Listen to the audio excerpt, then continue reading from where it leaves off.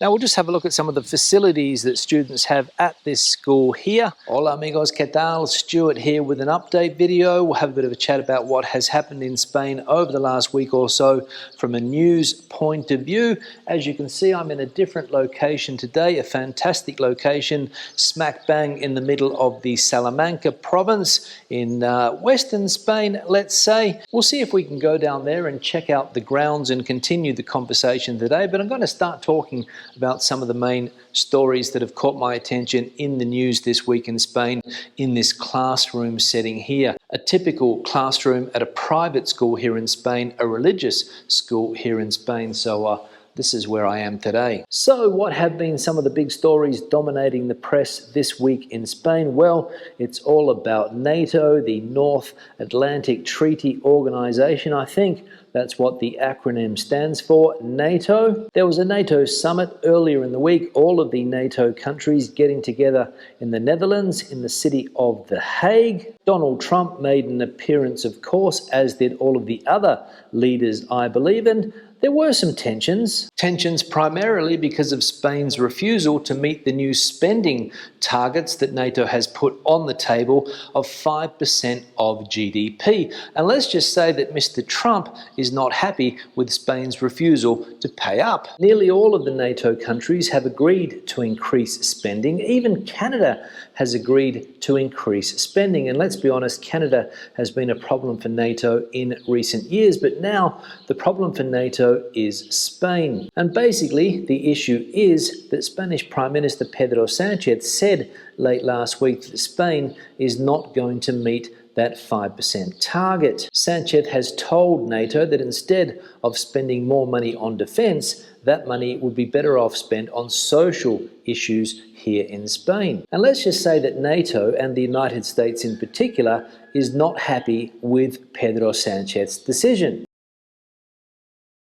And as a result of Spain saying that they're not going to increase military spending, US President Donald Trump has lashed out at Spain, saying that they will pay somehow, probably through tariffs, but of course that hasn't been announced yet. And this move by the Spanish Prime Minister Pedro Sanchez has annoyed the European Union because they were getting ready to sign trade deals with the US, but this has thrown a spanner in the works apparently. And the last thing the European Union wants is for one of its members to put these trade negotiations in jeopardy, because as we know, Donald Trump is not mucking around when it comes to trade deals. Now here in Spain, Prime Minister Pedro Sanchez has been talking tough in recent times about NATO spending, and you would have expected him to continue the tough talk at the summit earlier in the week, but apparently that wasn't the case. Everyone was expecting Sanchez to stand up to NATO and to stand up to Donald Trump and tell Trump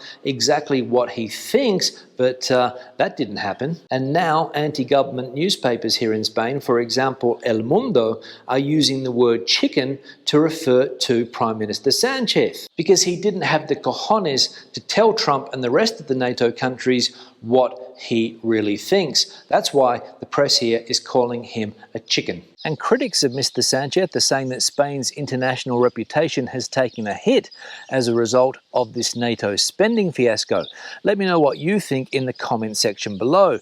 Is Mr. Sanchez right in standing up to NATO and refusing to spend more? Should more money be spent on social things here in Spain, or should Spain up its defense spending? Let me know in the comment section below. And of course, all of this, as we know, is related to the internal pressures that Mr. Sanchez is currently suffering. A corruption scandal is dogging his political party, and his coalition partners, of course, now think that they have the edge over Pedro Sanchez and can get more social spending out of him. The tide has turned because of these corruption scandals, and he needs those allies more than ever. So Prime Minister Sanchez currently between a rock and a hard place. He needs to keep his coalition partners here in Spain happy, but he also can't get his international allies too far offside. That's the issue. Now we'll just have a look at some of the facilities that students have at this school here. We've got a nice grassed area here. We've also got an animal enclosure over there with some geese, some chickens, I think, as well, maybe some other animals too, don't know. These are the school buildings here where I was talking to you from before. We'll turn the camera around. We can also see that we have football courts over here, and I think, if I'm not mistaken, there's also a pool over here too. I'm just going to find a shaded area to continue the conversation about what's caught my eye in Spain this week from a news point of view. Here we go, that's better. Now, another big story that has broken in Spain this week relates to the amnesty law that the government passed last year, I think it was, or maybe earlier this year. Well, the Constitutional Court of Spain has given that amnesty law the okay. Now, if you are not familiar with this amnesty law, it has to do with the Catalan separatists, the people that tried to separate from Spain with that illegal referendum back in 2017. Various people ended up in jail. They're now free, of course. Some people fled the country. The infamous Carles Puigdemont is still living abroad. He hasn't been able to come back to Spain yet and live legally. He made a trip last year, I think, to speak to his supporters, but apart from that, I don't think he has been back. He lives in Waterloo in Belgium. And does this ruling by the Constitutional Court mean that Puigdemont can come back to Spain? Well, apparently it's not that simple, because Spain's Supreme Court is digging in its heels and wants to get Puigdemont on other charges. The government, of course, is patting itself on the back, saying how fantastic this law is.